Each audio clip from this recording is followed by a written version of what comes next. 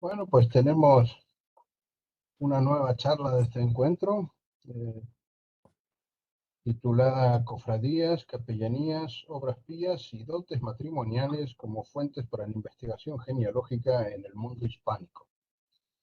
Y nos la va a dar Silvano Pavón Villamizar, que es historiador, tiene una maestría internacional de historia, es miembro de la Academia Colombiana de la Historia y también tengo el agrado de decir que es miembro del número de la Sociedad Iberoamericana de Genealogía e Historia. Bueno, Silvano es catedrático universitario, ha sido docente en numerosas universidades. Su actuación implica numerosos puestos de responsabilidad en muchas instituciones colombianas, bueno, organismos dependientes del Ministerio de Cultura de Colombia, de la Alcaldía de Pamplona, de la de Teorama, de la de Cúcuta, etcétera. Ha implementado programas de gestión documental, muchas relativas a archivos, a documentos, a bibliotecas y, bueno, ha dirigido muchos proyectos históricos. Por supuesto, ha trabajado en numerosos archivos y tiene infinidad de trabajos publicados. Eh, Me gustaría mencionar que Silvano Pavón ya participó el año pasado en este encuentro, eh, hizo una charla muy interesante sobre, dejaba, sacaba a relucir una falsedad documental del supuesto origen sefardí de Juan del Rincón. Un origen sefardí que, bueno,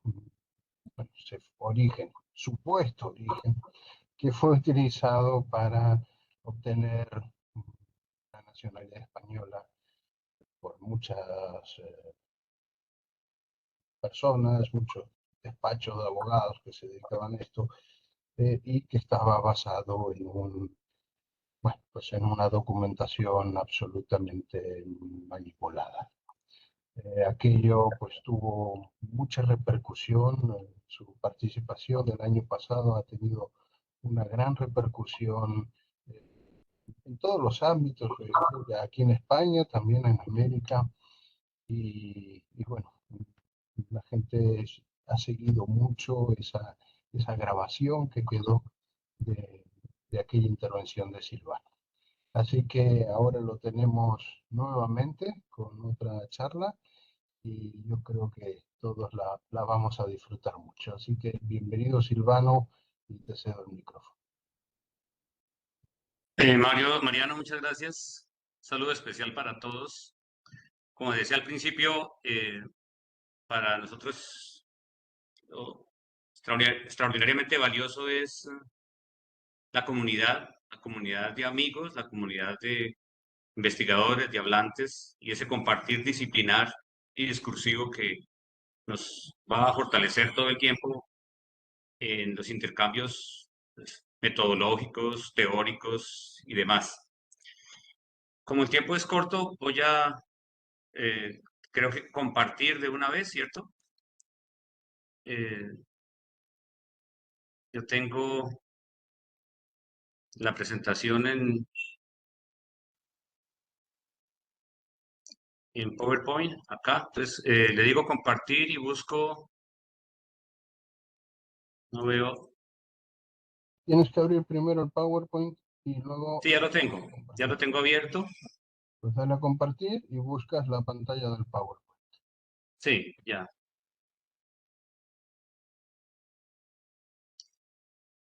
Le digo compartir y él me permite buscar la pantalla. Debería salirte una, una pantalla en la que eliges.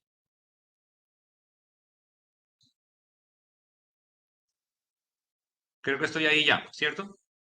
Sí, eso es. Sí. Bien. Entonces, sacar esto un poquito acá.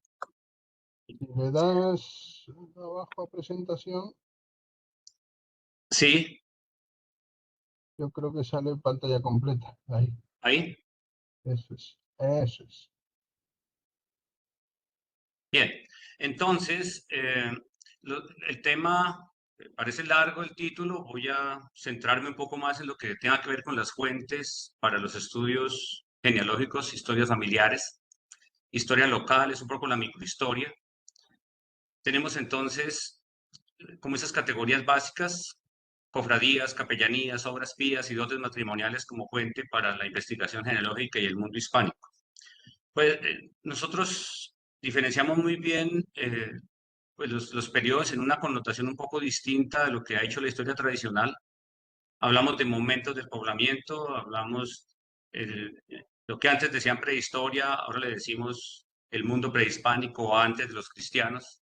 Lo que llamaban conquista, le decimos encuentro de los dos mundos para mirar cómo se reconfiguran los territorios, el ingreso del mundo prehispánico al sistema hispánico. Y así sucesivamente. Entonces, nos movemos en esa lógica. Hemos dividido la historia regional pues, de la nación en unos 8 periodos muy marcados. Entonces, por eso, cada que localizamos un tema, nos suscribimos a esa perspectiva, que está más o menos gobernada por la óptica del poblamiento y la construcción de espacios.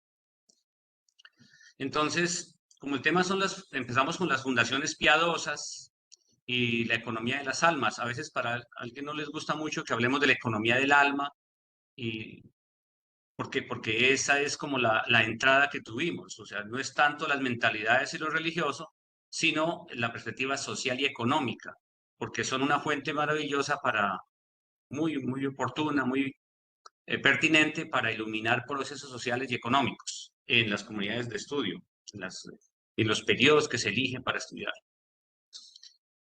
La temática es que surge, como dije, en el ámbito de la nueva historia en Colombia. Aquí estamos trabajando a raíz de los primeros grandes historiadores como Germán Colmenares, Jorge Orlando Melo, Francisco Zuluaga, Alfonso Valencia, María Teresa Uribe, Víctor Álvarez, Hermes Pinzón Tobar, que vive mucho en España. Orlando Falborda ya falleció.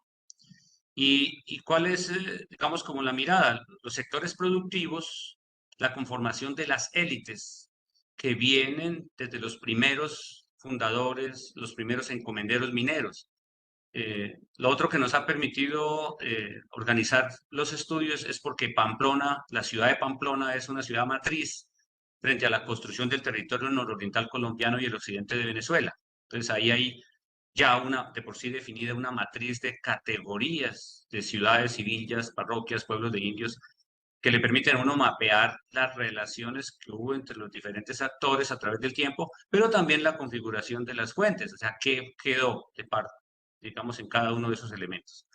Entonces, el territorio es, para nosotros es muy importante eso porque definimos los extremos de las rutas comerciales, definimos la relación entre las diferentes élites locales, y quiero insistir en reconocer para cada núcleo poblacional el tipo de fuentes que están disponibles. La economía hispánica en el oriente del Nuevo Reino de Granada originalmente partió con la minería y la agricultura. Es el caso de Pamplona porque cuando suben los primeros conquistadores o la hueste de Ortún Velasco y Orsúa a poblar el territorio de la actual Pamplona y el nororiente colombiano en sí y occidente de Venezuela, la motivación que tenía era buscar minas. Pero sí encuentran las minas, pero la base del proceso fue realmente la industria agroganadera. Pues ahí tenemos este listado rápido que es la ciudad de Vélez, que se dedicó a la caña, a las mieles y las conservas, básicamente, aunque ellos también explotaron las minas de aluvión en el río del Oro, los placeres del río del Oro, los compartieron como zona de términos con la ciudad de Pamplona. Y la ciudad de Pamplona, que en principio se ocupa del trigo, las harinas, el oro y la plata. Si bien es cierto, la minería fue una fuerza pulsora, en realidad el núcleo de las economías giraron en torno al trigo y las harinas, la exportación de conservas. ¿Para qué? Para desde ahí poder importar mercancías de Europa. La ciudad de San Juan Girón se dedicó al tabaco por ser tierra caliente. No se le reconoce mucho el rol en el oro, porque ya la ciudad de San Juan Girón, para la época en que se desarrolla en el siglo XVII y ya hacia el XVIII, el oro ya no es digamos, un soporte de la economía ahí en esa parte. La Villa del Socorro, las villas de Socorro y San Gil, que se dedicaron al tabaco y algodón, son muy importantes en la economía porque desde el algodón ellos hacen un desarrollo de manufacturas. Es una ciudad, una zona muy poblada. Allá se da la revolución de los comuneros en el 781. Entonces son zonas de alto impacto en lo social y económico. La ciudad de Ocaña se dedicó al cacao, el maíz y el trigo, pero también como intermedio camino entre Pamplona y Cartagena. San Faustino de los Ríos es una ciudad muy especial que también ha habido que estudiarla. Hoy ya no existe como tal, es un villorrio muy pequeño, pero ellos en su momento jugaron un rol importante con lo militar, porque fueron una gobernación imperial española para contener las guerras indias y garantizar la navegación por los ríos de Suya, Catatumbo y bajar al lago de Maracaibo, de todas estas ciudades andinas. Pero se dedicaron al cacao y al ganado. Salazar de las Palmas, cacao y café básicamente, y los productos de montaña. Los valles de Cúcuta los hemos tomado como eje articulador de una población como bisagra entre lo que fue Venezuela, la gobernación de Venezuela y el nuevo reino, porque es un cruce de caminos muy importante ahí. En lo económico, pues el cacao, la caña y el ganado. Y hay otros valles muy prósperos, como el valle de Suratá y Huaca, dedicado al trigo y las harinas. Eso queda sobre la actual ciudad de Bucaramanga. Y en las montañas, que ya viene para el siglo XIX, sobre todo finales del 18 y 19, que la producción de añil, quina, tabacos y café. Entonces, eso nos configura un territorio que, con sus caminos, con sus economías, digamos que urbanas en las ciudades, pueblos y parroquias ya para el siglo XVIII. ¿Cuáles son las características económicas de este territorio nororiental colombiano, del nuevo reino de Granada, hoy territorio colombiano? Las regiones de Pamplona y Socorro, pues, forman provincias muy pobladas, densamente pobladas. Se establece una clerecía muy consolidada y esto es muy importante. ¿Por qué? Porque es en la iglesia donde se administran pues, está la economía de las almas, es allí donde se van a administrar las obras pías, es allí donde van a recibir las cofradías y hermandades, es donde va a estar la documentación más copiosa en esa perspectiva. Esa alta densidad de población pues genera circuitos comerciales muy robustos, de corta y larga distancia, y una dinámica crediticia espectacular. Y es aquí donde quiero hacer énfasis en que los documentos crediticios son una fuente muy importante que no estamos explotando mucho en el ámbito genealógico. Pero los créditos permiten ver cuál es la dinámica de las familias, eh, el tema de las fianzas, pero ante todo una administración de las fuentes de crédito. Y es que las fuentes de crédito son las hermandades, las cofradías y las obras pías y la economía de las almas, porque cada que se hace una capellanía de misas, esa capellanía de misas tiene que rentar y entonces los capitales van al ámbito crediticio y allí se va generando una dinámica muy importante en el ámbito social y económico. Todos los procesos productivos están impactados por las fuentes de crédito. En la medida que usted ve un crecimiento o se robustece el sistema hacendatario, usted está viendo las relaciones crediticias y cuáles son sus fuentes. Y con ello, pues, ver minuciosamente cómo es que se configuran esas élites. Y esas élites se configuran a través de alianzas que se hacen por vía matrimonial, y entonces ahí surge otra fuente muy valiosa que son las dotes matrimoniales. Y más adelantico esto profundizamos. Las dotes matrimoniales es el concurso de todas las familias para los nuevos horizontes familiares, las nuevas alianzas, para mantener las heredades. El crédito es una variable de estudio económico y social que permite ver, como dije, lo de las élites. ¿Por qué? Porque el 100% de las transacciones económicas tienen alguna implicación en el crédito. Entonces hay préstamos entre particulares, cartas de obligación, censos y sus distintas modalidades, ¿sí? Las hipotecas de bienes raíces, para los comerciantes la consignación de mercancías, que esto es una cosa muy especial porque las mercancías vienen de Europa, cuando llegan a las ciudades como Caña y Pamplona, especialmente Pamplona, que era como un imán para todos estos grandes comerciantes de larga distancia, ellos no van a encontrar el efectivo ahí, entonces ellos tienen que consignar la mercancía y se van para Europa de nuevo, llevando cosas que tienen aquí, que llevan harina, llevan otros productos, para volver al año siguiente o a los 2 años a traer más mercancía y a recoger lo que dejaron consignado. Entonces hay una relación muy espectacular ahí en ese tema de los vínculos de estas ciudades en el comercio de larga distancia. Lo otro son los fiadores y fianzas para los cargos públicos. Esa es una fuente que no la miran mucho porque dicen, eso es un cargo público. Pero no, déjeme decirle, cuando uno estudia una persona o estudia una familia, uno tiene que ver qué cargos ocuparon y si fueron oficiales que participaron en obrajes y todo eso. ¿Y dónde están las fuentes? Que para hacer algo tocaba pedir una, digamos, suscribir una fianza, es decir, como obtener una licencia de los cabildos, y entonces en los cabildos está toda esa información y por supuesto en el protocolo notarial y las escribanías públicas. Digamos que el crédito es el que permite, créditos y fianzas permiten ver cómo es que se configuran las élites, cómo funciona la economía y rastrear las familias, por supuesto.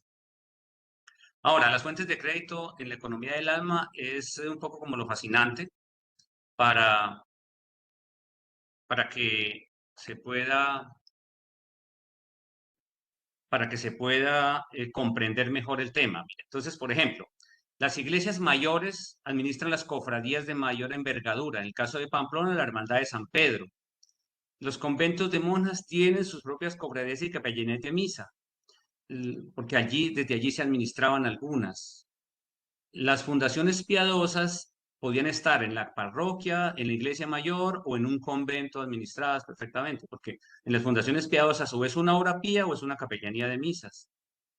Es la economía de la salvación del alma, donde los actores más importantes son las hermandades y las cofradías, hermanos y cofrades, así como quienes las fundan, los comerciantes, los empresarios, las viudas adineradas y sus sucesiones, eh, entre otras, las cofradías marianas de los pueblos de indios. Estas yo las recomiendo mucho para quien esté interesado en pues, procesos de vinculación de peninsulares con las comunidades indígenas, con encomenderos y los que hoy podemos reconocer como pueblos de indios. Para el caso de Norte de Santander hay 13 grandes doctrinas que subsistieron y son 13 municipios de Norte de Santander que el año pasado cumplieron 400 años cuando se instituyeron las grandes doctrinas.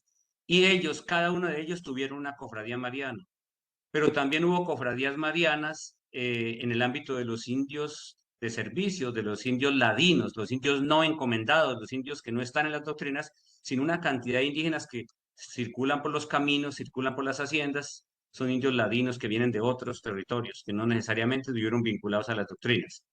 En cuanto a las modalidades, rastreamos los censos, las capellanías, eh, entre otras cosas para diferenciar en los estudios que un censo es distinto a una hipoteca y así sucesivamente. Las fuentes y las diferentes modalidades de crédito, hablo de las fuentes de crédito y las modalidades de crédito en el marco de la economía del alma. Entonces, los censos. El censo, para no extenderme tanto, el censo es una renta y tributo anual, o sea, no es una hipoteca. El propietario de la finca, el propietario de la hacienda, del esclavo, de los bienes que tenga, va al convento, va a la cofradía, a la capellanía, donde esté la fuente del dinero, y dice, yo quiero comprar una renta anual. Se llama censo o renta anual. Le dicen, ¿de cuánto lo quiere? No, de 10 pesos, de 5 pesos, de 20 pesos. Y le dan el capital y él queda obligado a pagar esa renta anual de 5, 10 o 20 pesos según lo que da. La tasa de usura estaba entre el 4 y el 5%, que no es usura, sino que estaba reglamentado el valor del- de, de lo que sería esa renta, por un capital.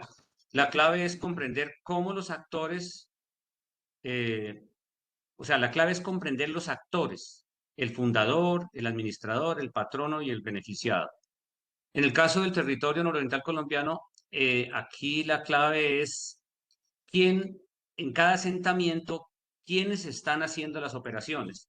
Entonces, para el caso de la ciudad de Pamplona, los valles de Cúcuta, cada una de las villas, en la medida que se fueron, digamos, empoderando las parroquias, las ciudades antiguas, las que se conservaron, como Salazar de las Palmas, en este caso, y Ocaña, y, como ya dije antes, en la República de los Indios, las doctrinas.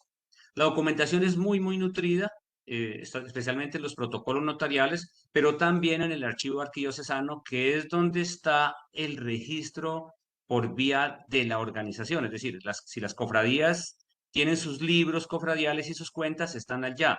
Si las obras pías tienen los documentos de fundación, de administración, del patronazgo y demás de la cofradía, están allá. Pero el tema financiero, en cuanto a los documentos crediticios, están en el protocolo notarial. Entonces uno tiene que ir y triangular entre los dos. Conocer la cofradía en su interior, historiar la cofradía es una cosa. Historiar la cofradía como fuente de crédito y la dinámica social, y la historia familiar y económica, esa es otra cosa, porque las fuentes están en otro lugar. Aunque en estos libros cofradiales uno puede encontrar copia de los negocios. La preparación para la muerte en el tránsito de esta vida a la otra es algo espectacular, porque el anhelo es ir al cielo, el anhelo es salvar el alma. Es como poder decir que se trabaja durante toda la vida no para construir una heredad para los hijos o los nietos, sino para el alma, para poder salvar el alma. Entonces hay que arreglar los asuntos terrenales en esta vida para pasar a la otra tranquilo. Hay que sanear los asuntos del espíritu en la tierra, en lo material. Y estar claro en que la última voluntad se pueda cumplir. Es decir, las mandas testamentarias se cumplan para que garanticen eso. Pues para eso se hizo el testamento. Pero ¿qué es un testamento y por qué es tan valioso para las historias familiares? Primero porque muestran su religiosidad, porque muestran el proyecto para salvar el alma, están claros en la perspectiva religiosa. Y segundo, porque el testamento permite reconstruir elementos muy claros. Las cláusulas testamentarias muestran, como ya dije, su profunda religiosidad, el registro sistemático de las cosas con las que contaban, la verdad sobre todas las cosas, porque tienen que pues, pedir perdón, jurar, este, confesarse, y ven todo lo que han hecho. Todo ahí aparecen los hijos ilegítimos, aparecen todo lo que en vida se ocultó, ahí en el testamento finalmente lo van poniendo. Hay casos muy bonitos. El caso encontré por allá un cura doctrinero que ya en sus últimas, ya casi en la última hojita dice, bueno, tengo una yegua con su montura y tengo una sotana que se la dejo a un niño que se llama fulanito, que tiene 8 años, que tuve con una india de mi servicio. Entonces ya pues, pide perdón y demás, porque eso no debió haberlo hecho, pero sin embargo le deja al chino eso. El pelado vendió la sotana a otro cura porque él no la necesita y la sotana tiene un precio, pero le quedó la yegua y su montura. Entonces, pero ahí hay una perspectiva clara de cómo antes de irse tiene que arreglar con el Altísimo el tema. ¿Sí? La elección de la última morada es también muy importante porque como hay un concurso de personas administrando, están los albaceas y demás, hay que ver cómo lo logran. Entonces él dice, quiero que me entierren en tal parte, quiero que me sepulten en tal forma, en tal lugar, con mi hijo, qué sé yo. Entonces todo este negocio, toda esta perspectiva de dónde los entierran, el cumplimiento de las distintas mandas testamentarias, ahí se amplían los circuitos familiares, ahí se amplía la información eh, del personaje en una forma muy especial, porque siempre hay que definir dónde lo van a enterrar. Aunque bueno, los muertos en realidad no mandan. Eso lo comprobamos con Francisco de Paula Santander, por ejemplo. Él dijo que tan pronto muriera, lo vistieran con el traje militar, con el uniforme, incluida las gorras y las botas, y lo llevaran a la derechura para el cementerio y lo depositaran al lado del sepulcro donde estaba su hijo fallecido, que no se crió, y la esposa, una señora camandulera por excelencia, ella no le hizo caso. Lo tuvo 7 días paseándolo por todas las capillas de Bogotá y incluso por allá en uno de los conventos le pusieron un hábito de monje debajo del traje militar y le pusieron una camándula enorme en plata que él no pidió. Entonces, pues los muertos no mandan. Es más, después de 7 años de haberlo sepultado, lo sacó del cementerio y lo llevó para la casa. Y allá en la casa lo tuvo 60 años, la gente y rodó hasta un presidente de la República, después de 60 años no lo llevó de nuevo a su panteón y al panteón del cementerio central de donde hoy está. Entonces, pues los muertos no mandan, pero ahí están los testamentos y los testamentos sí dicen lo que había que hacer, lo que el otro quería hacer. ¿Sí? Entonces, si se era hermano de una cofradía, se pedía dónde quería que lo enterraran. Y ahí viene algo muy especial, y es que las obras pías, por ejemplo, las fundaciones pías a veces contribuían a la construcción de templos y demás, y eso con el fin de enterrarse lo más cercano posible al sagrario, porque si se entierra cercano al sagrario, mayores posibilidades tiene pues, de ir al cielo, ¿no? Y para eso he invertido. Entonces hay muchos ejemplos de qué ordena cada uno de ellos, de cómo es que lo quieren llevar. Lo mismo pasaba con la elección de la mortaja, es aquí que les estoy contando el general Santander. no le hicieron caso y le pusieron lo que se les ocurrió después. Pero la tienen muy clara en términos de cómo el testante escoge la mortaja, la indumentaria con la cual ha de ir al sepulcro y los cuidados que él tiene, porque él sabe que si no va en gracia de Dios, pues se va para el infierno y allí la cosa es seria. Entonces, por eso es tan importante estar claro dónde me entierran, cuántas misas debo pagar o dejar instituida una fundación para que digan las misas y garantizar que vaya a puerto de salvación. Entonces, uno mira los testamentos uno a uno y ahí van clarísimo qué es lo que va, lo tiene que hacer. Y cuando no hay herederos, ¿cómo nombran como única heredera el alma? En cuanto a las fundaciones piadosas u obras pías, estas son una maravilla como fuente. ¿Por qué? Porque primero tienen una advocación y buscan la intersección de alguien. Pues, ahí la lista es San Pedro, San Pablo, una advocación mariana y todo.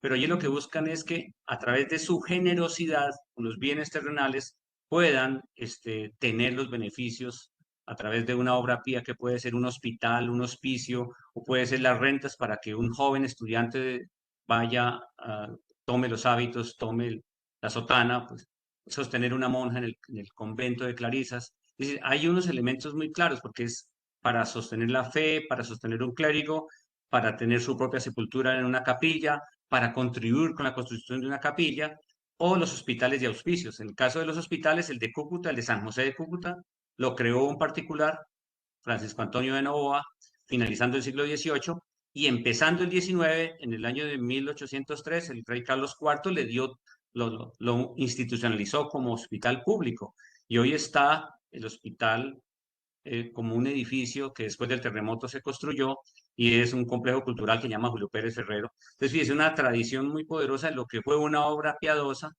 en la creación de un hospital. Digamos que ese señor garantizó su viajecito al cielo. ¿Por qué? Porque fue una obra de impacto que hoy aún subsiste.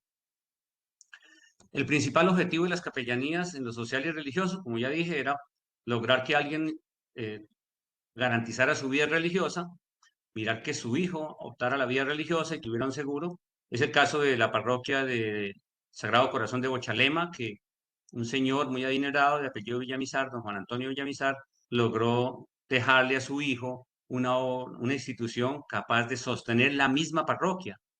Y eso es muy importante porque hay una documentación muy especial de los Villamizar, ahí como prácticamente los fundadores de esas parroquias, a través de una obra pía. La idea es buscar un pasaporte al cielo a como de lugar, ganar el perdón de los pecados y conseguir un pasaporte al cielo, tal como lo expresara Jacques Lecoq, y es eh, cómo ellos ven que el camino es ese, conseguir la bienaventuranza eterna a través de una obra pía. Mire esta triada, la triada entre riqueza, muerte y salvación. ¿Sí? Tengo dinero, tengo los recursos en una heredad significativa, una hacienda, muchas tierras, esclavos y demás, pero tengo que morir. Debo arreglar en vida lo que va a pasar con el futuro del alma. Debo garantizar la salvación. Entonces, la relación es una relación muy especial en la riqueza que hay ante la muerte. En el campo de las mentalidades es espectacular. Pero hay una cosa que contradice o contraría las premisas fundamentales del capitalismo como acumulación de bienes de capital, por un lado, pero por otro lado, impulsa eminentemente los bienes o las relaciones capitalistas. ¿Por qué? Porque fomenta el crédito, se convierte en las formas de crédito especialmente. Entonces ahí hay una relación entre lo uno, mientras que niego unas cosas del capitalismo, impulso otras, entonces la existencia de un capital financiero. Eso impulsó el comercio, el sector productivo y bajo la premisa fundamental que el telos del fundador es conseguir la salvación de su alma. El tesoro espiritual y material de la iglesia. Bueno, la iglesia no es que ella sea dueña de esos bienes, sino que los administra como tal. Pero por pérdida de la memoria o por sustracción de materia, la iglesia terminó siendo dueña de todos los bienes, que es un poco lo que quiso corregir a la brava el liberalismo decimonónico, con la reforma liberal de medio siglo, que le da por la cabeza todo este sistema. Entonces, las fundaciones pías y el tesoro espiritual y material generó un extraordinario registro administrativo de bienes. Ahora, este registro administrativo de bienes que es un banquete exquisito como fuentes documentales para las historias familiares y genealógicas, que es donde está la gracia, porque es que las familias estos son registros de larga duración. ¿Por qué? Porque nosotros le podemos hacer seguimiento a los primeros encomenderos fijados en que vienen de los conquistadores primeros y pobladores, pero cómo la línea familiar continúa y parte de la documentación en torno a a esos linajes es en lo que hicieron para administrar las generaciones una a una, para administrar sus almas, para garantizar su paso al cielo. Entonces, la administración de los dineros y bienes de las almas del purgatorio no solo dinamizaron las economías locales y regionales, sino que reivindicaron la documentación y el rol del estatus de las familias más solventes. Entonces, le podemos hacer seguimiento a ellos en el protocolo notarial de sistemáticamente cómo los hijos sirven de albaceas, sirven de administradores, sí, mientras que familiares o allegados sirven de albaceas. Entonces, fíjate que una albacea tiene que ser una persona muy solvente, muy notable, que ocupa cargos públicos, y entonces ahí se van tejiendo los núcleos familiares y uno va rastreando todas las élites a través de esta documentación. Eso produjo una cascada de fuentes documentales derivadas de la economía del alma y su impacto en los procesos familiares, porque como ya dije, los miembros que se van siguiendo se van administrando. Constituyó una formalidad de red de núcleos financieros al tiempo que forjó y empoderó las instituciones religiosas. Claro, por ejemplo, si yo necesito un dinero en los valles de Cúcuta, tengo que comprar esclavos, comprar bueyes o encargar el hierro a Europa para que me manden las rejas de Toledo y poder labrar la tierra. Entonces yo voy y pido una plata. ¿Dónde la pido? En la iglesia mayor que me administra la hermandad de San Pedro, en el convento de Santa Clara que tengo las principales obras pías, o voy a los demás conventos que cada uno que tiene, y por eso las instituciones religiosas se empoderan de tal modo porque ellos son los que administran, allá están los beneficiarios. Por otro lado, las hermandades y cofradías más poderosas, ellas primero se reúnen, son los que definen la cosa pública. En el caso de la hermandad de San Pedro, primero se reúne la hermandad como hermandad y cuando va a haber las elecciones de los regidores y los alcaldes, ya están hechas las planchas, pero eso se trabajó ¿dónde? En la hermandad. O sea, los núcleos de poder público se hacen primero en las hermandades y cofradías y luego se ratifican allá en la casa capitular. Veamos el carácter de los fundadores. Un legado piadoso viene de la voluntad autónoma de alguien y lo hace con toda voluntad y por eso tiene que decirlo. Juro que estoy claro en mi mente, estoy consciente y es mi voluntad de hacer esto que dejo. Y eso es lo que, lo que hace básicamente la institución Mortis Causa, que es una manda testamentaria, o también hay un auto inter vivos, que es cuando se hace una suerte de contrato. También se puede crear una obra pía por una suerte de contrato. Las capellanías de misas, que, bueno, hay una clasificación por lo económico y también por lo religioso, pero veamos esta. Esta es una institución canónica que un fundador deja unos recursos para que un capellán diga las misas y tenga un patrón que la administre. ¿Sabes? ¿Para qué? Para poder sostener por lo menos 52 misas al año y la de los difuntos, que es el 2 de noviembre. Las que eran eminentemente laicas o profanas, ellas también, o mercenarias, tenían una función eclesiástica, que era para garantizar el estipendio a un cura, la que hablaba un ratico antes, que el Señor le deja la cofradía a un sobrino para poder garantizar que él termine sus estudios y se sostenga la parroquia, que eran 200 pesos al año. Desde el punto de vista económico, pues hay líquidas, totales o censuadas. Líquida cuando es el dinero en efectivo o totales cuando son con bienes raíces o esclavos y censuada porque también se hace sobre las tierras, pero se pide un censo. Entonces el principal lo toman de un censo. Un principal es el dinero que se va a tomar y el censo es la renta que produce ese dinero. La capellanía de misas, ¿qué pretende? Pretende o deja ver una estructura familiar, porque tiene unos actores específicos, el fundador, que es el que fallece, el que está testando, el beneficiado, que es el que hace las misas, es el que gana 1 peso, 2 pesos o 5 pesos según la calidad de la misa, si es rezada, cantada o en qué condición, y el patrón que administra. Entonces, por eso hay muy claro los actores ahí. Las piadosas u obras pías, las fundaciones piadosas u obras pías, ¿qué hacen? Primero, porque ella va dirigida al sostenimiento de una entidad, como ya lo comenté antes, al sostenimiento de un culto, al sostenimiento de un hospital, de un hospicio. Entonces, ella tiene mayor rigor en la administración, pero igual necesita que su capital funcione. O sea, tengo que prestar la plata para que haya renta. Si no hay renta, pues la plata se acabaría. El capital se acabaría y se acabaría la obra. El chiste de las obras y de las, digamos, es que haya un capital para hacerlo rentar. Eh, Sostenimiento de hospitales de caridad, el culto de las fiestas religiosas. Por ejemplo, podía haber una fundación para las fiestas patronales, simplemente. Entonces, reunían la plata para el año y la gastaban en la fiesta. Sostenimiento y la manutención de un cura. 5 minutos, Y, bueno, sí, señor. Eh, el sostenimiento de un cura o la institucionalización de un hospicio o un orfanato, como ya lo comentamos.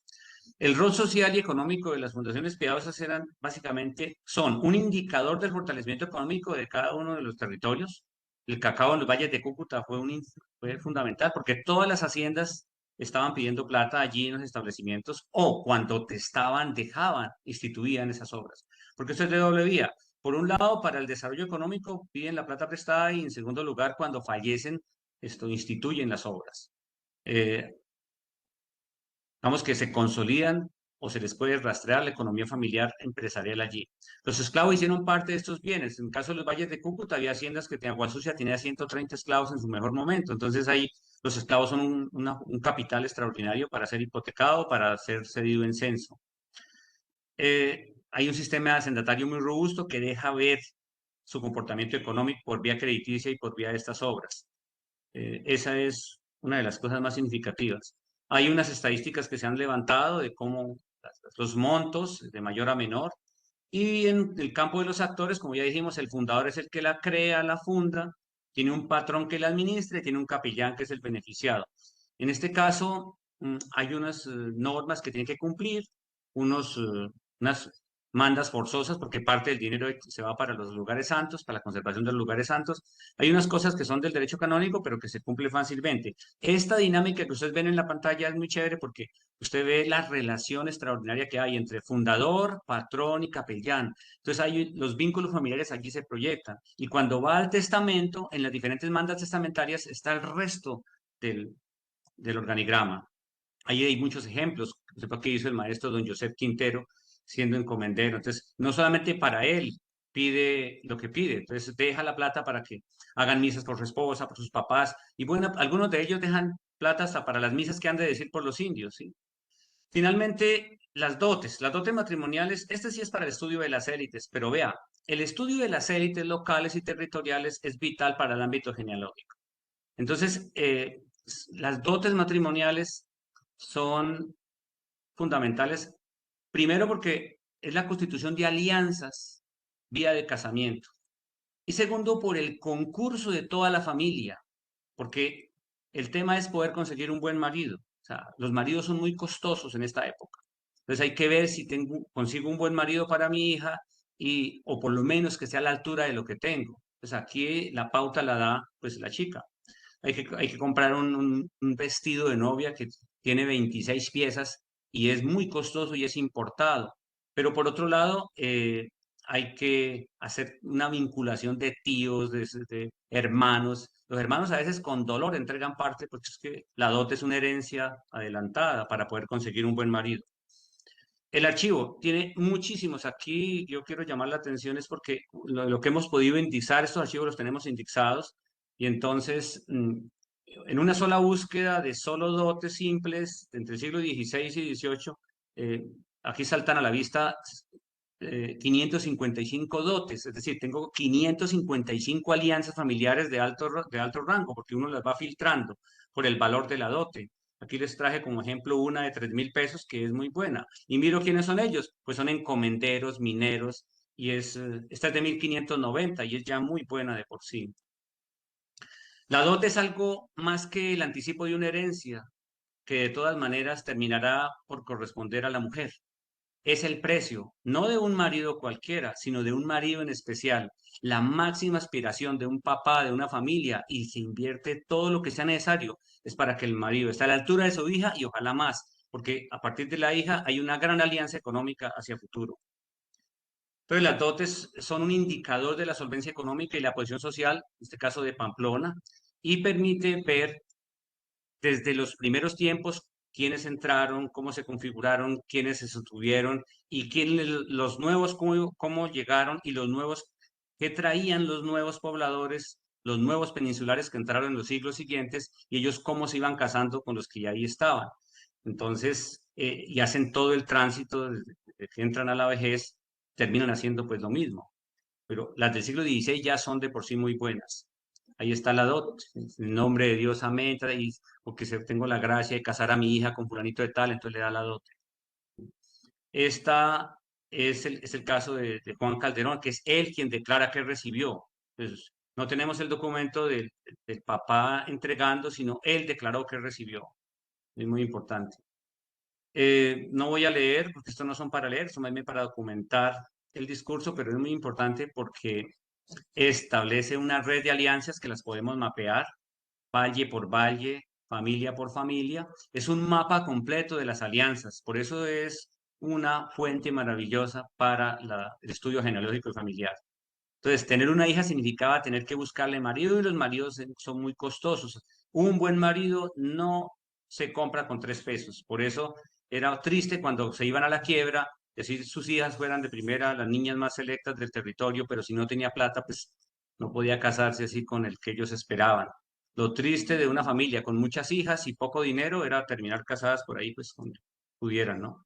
El precio de un marido era muy complicado. Entonces aquí lo que tenemos es una ficha de cómo son los valores y digamos que son dos indicadores. Uno, de la solvencia económica de cada uno de ellos. Digamos, uno puede sacar los promedios de una hacienda, los promedios de la economía de una familia, o cómo esta sumatoria, por ejemplo, para conseguir los 7.371 pesos, cuántos familiares participaron. Ahí está todo el listado de los familiares que participaron, incluso compadres, amigos, para poder tener la cantidad que se necesitaba para ese marido que ella buscaba. El precio de un marido. Para conseguir buenos maridos había que pagar altos precios y en este sentido las dotes funcionaban en sentido inverso al pago de la novia en las culturas diferentes a la nuestra. Aquí lo importante no era conseguir una mujer para que tenga niños y reproduzca el linaje, sino cómo conseguir un marido que esté a la altura de la familia de la chica, ¿sí? Entonces, pues muy rápido, porque tenía muchas diapositivas, pero el mensaje está en que hay una convergencia de documentos, que hay un mapa extraordinario de núcleos económicos, de fuentes crediticias, y que todas estas fuentes nos van a permitir historias familiares de larga duración y, por supuesto, estudio genealógico muy, pero muy ampliado. El mensaje aquí es no solo los libros sacramentales nos permiten hacer genealogía, no solo los libros eclesiásticos y parroquias, sino que tenemos toda esta gama de fuentes que enriquecen, dan contexto, nos permiten hacer microhistoria, historia familiar, historia regional y como mostré, hasta red de vínculos comerciales, hacendatarios y pues económicos. Esa era pues mi propuesta para el día de hoy. Muchísimas gracias. Pues muchas gracias, Silvano. Muy, muy buena tu presentación. A mí me ha gustado mucho porque has mencionado dos cosas que a veces se olvidan un poco en los estudios genealógicos, ¿no? Una es la economía y otra la religiosidad. En el Sí, caso de la economía, qué interesante es bueno, pues seguir eh, todas esas tramas económicas, incluso comerciales, esas vinculaciones de comercio que incluso van desde España a varios países de América, ¿no? Con sus, digamos, representantes comerciales, eh, bueno, todas estas redes que se tejen y que muchas veces en torno a esas redes comerciales se tejen también las redes familiares, porque se acaban casando entre ellos, teniendo, bueno, pues unos siendo padrinos de otros, y cómo podemos ver eso a través de, bueno, pues de estos documentos económicos, ¿no? Y sí, otro, cómo tenía una gran importancia al final eso de salvar el alma, ¿no? Y la religiosidad de las personas. Y una cosa que has mencionado es esa obligación de decir verdad en el testamento, que resulta a veces muy, muy divertida, ¿no? Yo Sí. Recuerdo ver a veces señoras eh, que han tenido varios hijos y en el testamento confiesan, el tercero, el quinto y el sexto no son de mi marido, aunque, aunque los hemos criado como tales, ¿no? Entonces encontramos ahí cosas muy interesantes y qué duda cabe que todas las capellanías, todo esto, pues involucra ambos campos, ¿no? Lo económico y lo espiritual. Así que muchísimas gracias, Silvano, por tu presentación de hoy. Bueno, no sé si haya tiempo para alguna pregunta. Erika Moreno tiene la mano levantada. Sí, sí, Mariano, gracias. Silvano, me encantó. Y debo decir una cosa, y es que en la última presentación que hiciste y en esta, tuve que volverlas a ver y hacer como cuaderno, porque realmente es muy interesante, es muy claro y es muy, o sea, como muy aterrizado lo que yo busco. Yo trabajo mucho en la zona de Boyacá y no es una zona donde proliferen la cantidad de ayudas para los testamentos, por ejemplo, para dotes, para cofradías. No conocía el término de crédito y fianza o de fianza en temas genealógicos. Debo confesar que cuando lo empiezas a hablar me quedo sorprendidísima porque por lo menos en Boyacá, cuando uno entra o busca o pide ayuda o identifica dónde pueden haber más cantidad de documentos genealógicos, desconozco totalmente en Boyacá, por ejemplo, dónde podría haber créditos. Lo de las dotes y testamentarias en Boyacá es bastante complejo también. Sin embargo, se ha empezado como a poner un poquito más de ayudas directamente en notarías, por ejemplo. Sin embargo, es también incipiente esa ayuda. Pero quiero decirte que me encanta, te felicito, es una experiencia única escucharte. Realmente para mí ha sido muy aterrizado lo que en términos genealógicos y me hace ver que me hace falta investigar muchísimo más, llegar a en Tunja, que viene siendo este epicentro boyacense, pero también en otras poblaciones que también tienen una antigüedad importante, eh, que muy posiblemente, y algo que hace poco hablaba con mi papá hace como media hora, es la necesidad que se tiene de que realmente estas instituciones presten o que hagan saber que tienen esta documentación. Porque, pues no sé, si a mí me dijera una notaría, Erika, véngase para acá, ayúdeme con los índices, estoy segura que yo me iría. Pero creo que ni siquiera las instituciones son tan claras de mostrar o de saber qué es lo que tienen, y que realmente se toca mostrar lo que tiene que ser público. Entonces me has dado mucha más información, volveré a ver tu presentación, no tuve a mano el cuaderno, pero debo confesar que es toda un aprendizaje contigo, Silvano, muchas gracias. Gracias por esas palabras.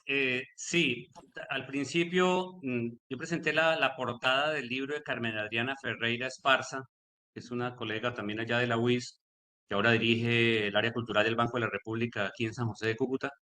Y puse también un texto, un encabezadito de Jorge Augusto Gamboa, un antropólogo de la Universidad Nacional de Colombia, y eh, es un poco, por eso le hablaba de los diálogos de saberes, o sea, entre historiadores, entre antropólogos, que es el estudio que él hizo sobre las dotes.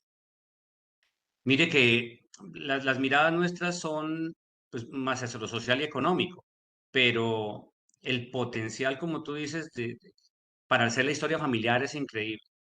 Eh, las fuentes allá en Tunja, Tunja es la gran meca de las fuentes para el territorio nororiental colombiano, porque Tunja fue el corregimiento que administró las ciudades del extremo oriental del Nuevo Reino de Granada. Es decir, la ciudad de Pamplona fue como sufragánea de Tunja y todo lo que pasa en Pamplona se trataba de resolver en Tunja y lo que no se resolvía en Tunja pasaba para Santa Fe.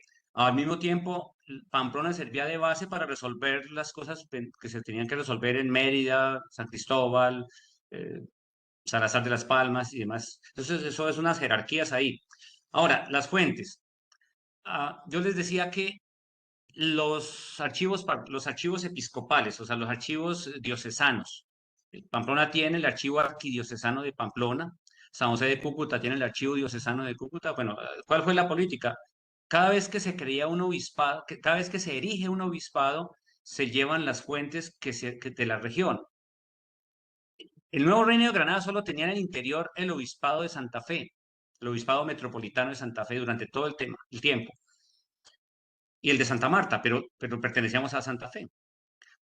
El obispado de Pamplona se creó después de que se disuelve la República de Colombia, la Primera República.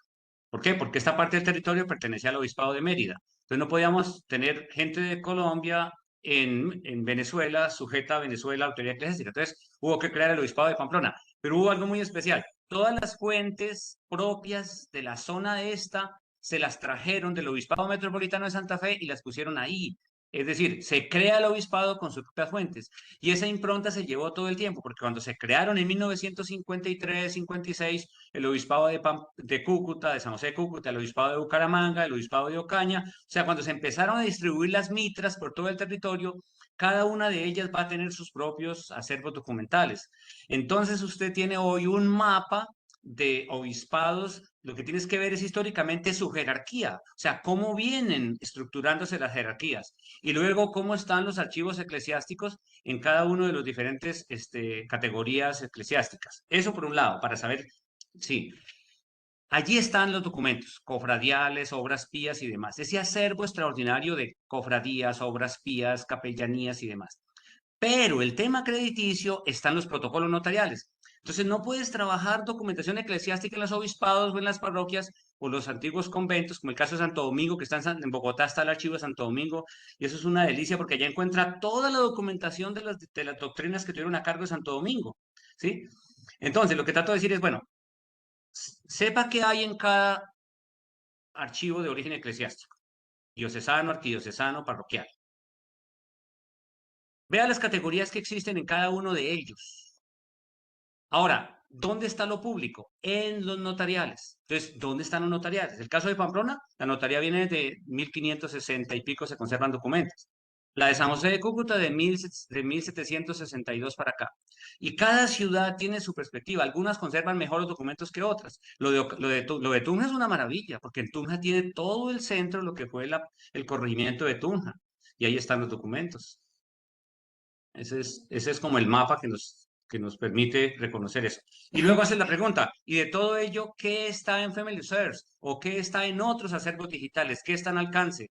¿Sí? Y por eso les contaba al principio, no todo lo eclesiástico se digitalizó, se microfilmó. Entonces hay un acervo increíble, por ejemplo, direcciones parroquiales. Las direcciones parroquiales no las microfilmaron. Y déjeme decirte, cada proyecto parroquial tiene todo el registro sistemático de quienes erigieron la parroquia. Es una fuente extraordinaria para las historias familiares, porque tenemos todas las historias familiares. Los valles de Cúcuta tienen todo el registro de la vida familiar, ¿sí? Vinculada con Pamplona, porque los grandes terratenientes vienen de los antiguos encomenderos y hacendados de Pamplona, ¿sí? Entonces, es eso. Sí, Veo no, la manito. digamos que lo último que voy a decir es que no todo está público, ¿no? Entonces es muy No, difícil acceder, no, ¿no? sí. Es tanto así que estoy implorando con la notaría Popayán unos documentos de 1950 que son muy cercanos y que sin folio, sin el no sé qué cosa, el número de la hoja, no lo hacen, no lo buscan. Entonces creo que esa es lo que le hace falta todavía, que si lo que tienen no lo publican, no le hacen índices, no, o simplemente no lo dan a conocer, pues es más difícil acceder a cada uno de ellos, pero me parece maravilloso. Gracias.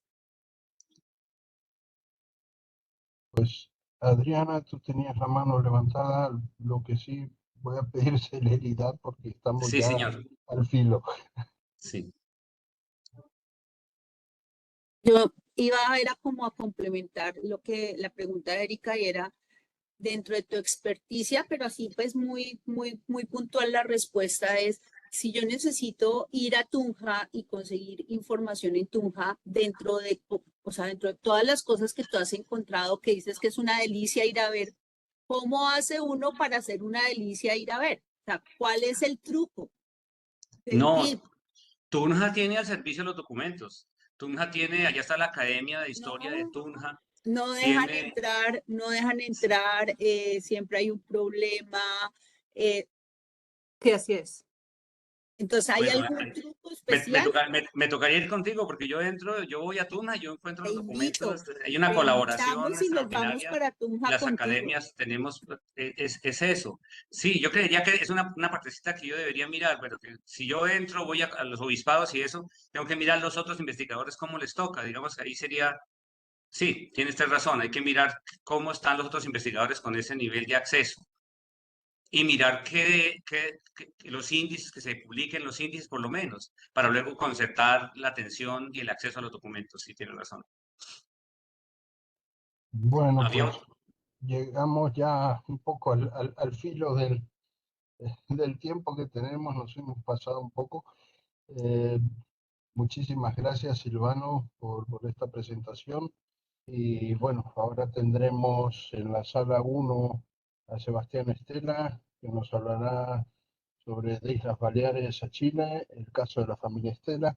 Y en esta sala, Bernardo Singer, que nos va a hablar sobre ADN tachirense. Así que muchas gracias. Nos vemos en unos minutos.